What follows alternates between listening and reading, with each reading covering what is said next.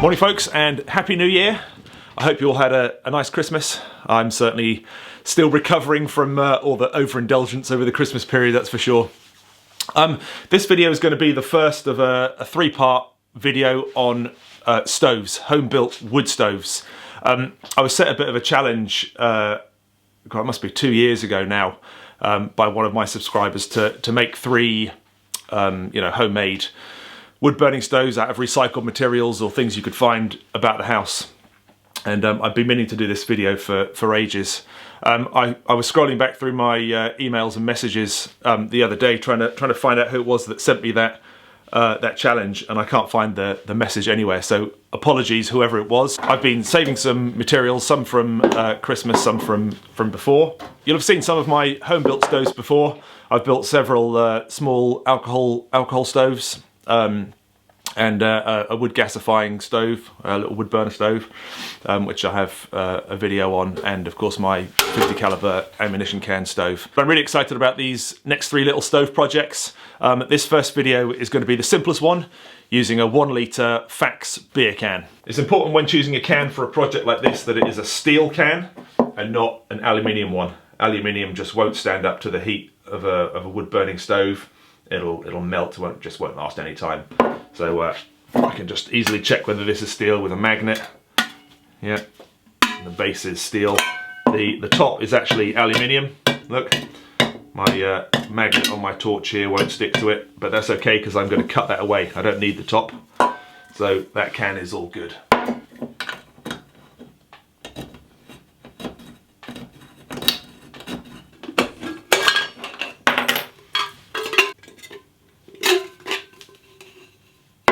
I've cut the top off, and in hindsight I probably should have left that on and taken it off later, because it's going to make drilling a lot easier. It's much less likely to deform with that top giving it some rigidity, but never mind, I've done it now. The next thing is to cut a door in the front of this so that you can feed your wood into the burner. This is going to be the basic chamber, if you like. There'll be a pot support on the top so you can put your billy can or your frying pan or whatever it is on the top there, and a little door so that you can feed your wood in.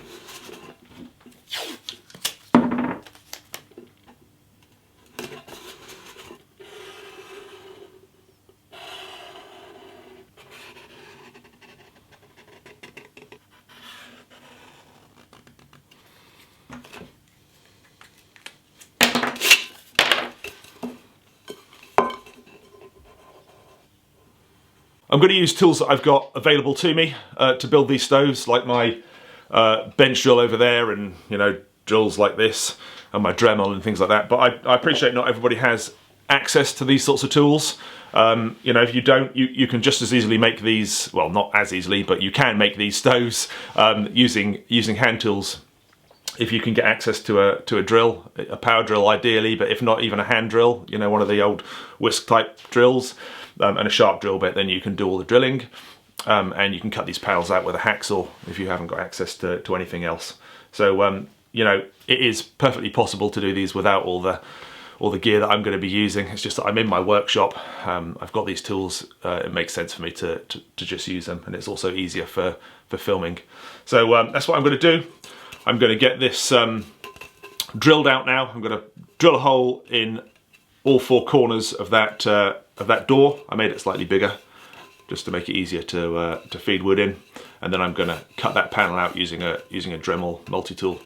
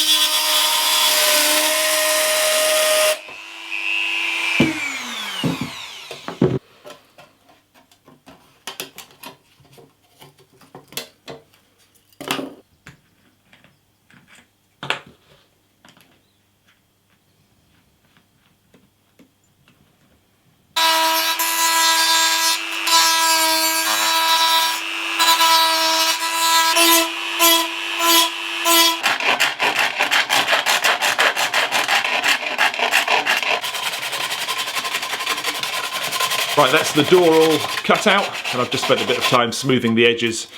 When you cut these cans, because they're so thin, the edges are razor sharp, so it's worth just spending a bit of time with a file and some sandpaper and just getting rid of all of those burrs so you don't catch your fingers on them.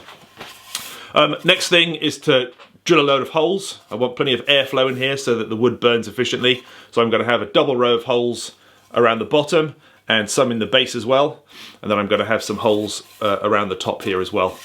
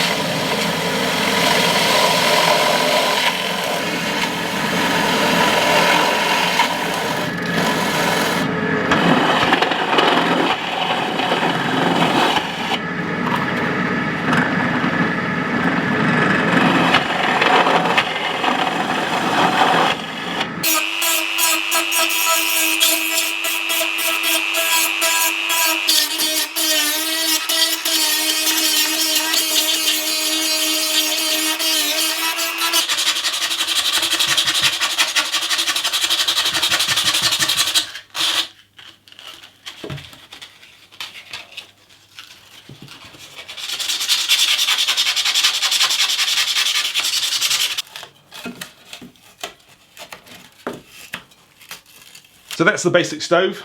We've got lots of air holes around the top and around the bottom here on the side and on the base. So we can get plenty of air in there to allow that wood to burn efficiently. And there's a nice generous feeding door so we can put wood in while we're cooking on top.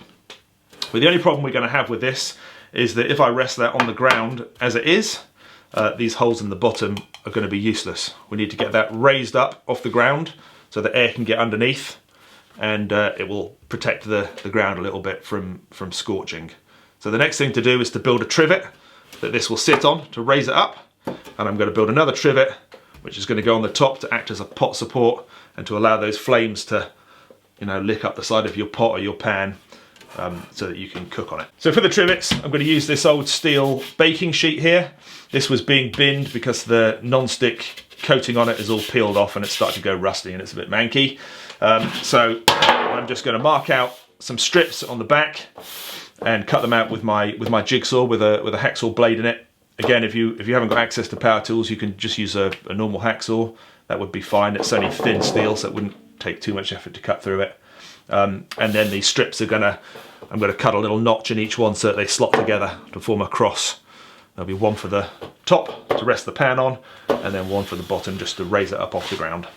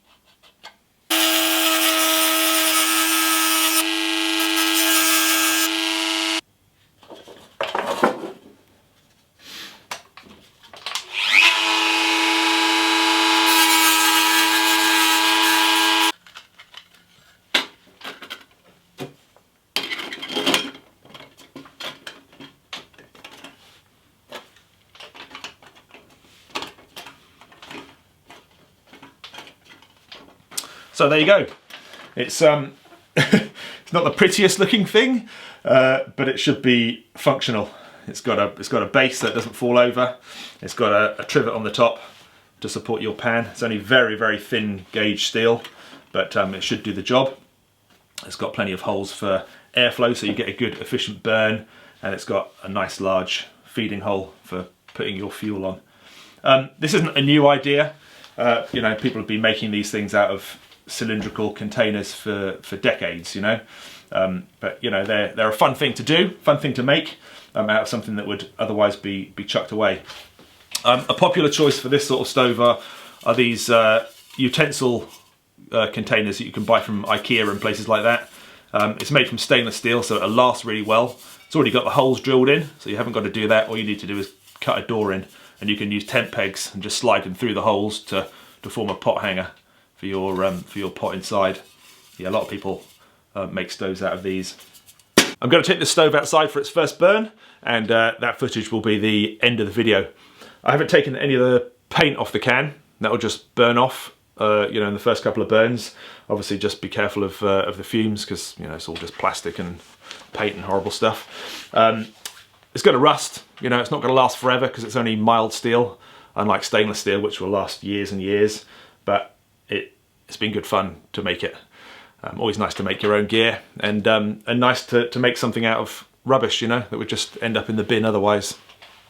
I've got 2 more stove projects in the pipeline for in a few weeks' time. I'm away next week. I'm on a trip, going to finish off my Norfolk coastal path walk, which I'm really excited about. It's been a long time since I've been up there on the coast, and then I'll get back onto these stove projects after then. Thanks for watching, and I'll see you soon.